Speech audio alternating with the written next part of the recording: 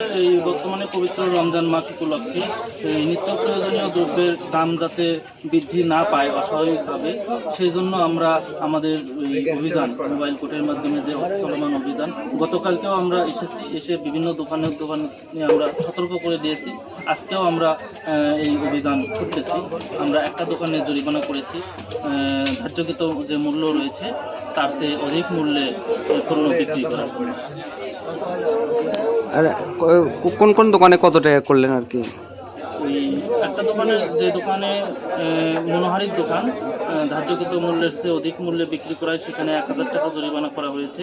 এখন আমরা পাশাপাশি যে পাশে একটা ফার্মেসির দোকান, ওখানে আমরা ঔষধ ও কসমেটিক্স যে আইন আছে এখানে তার প্রতিনিধি আছে, ঔষধ ড্রাগ সুপারের প্রতিনিধি আছে, ঔষধ তত্ত্বাবধায়ক, তাকে সাথে নিয়ে আমরা ওখানেও জরিমানা করেছি।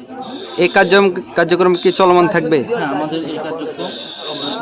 আপনার পরিচয়? আমার নাম রতন কুমার দত্ত, সহকারী কমিশনার ভূমি, শাখাটা গাইবান্ধা।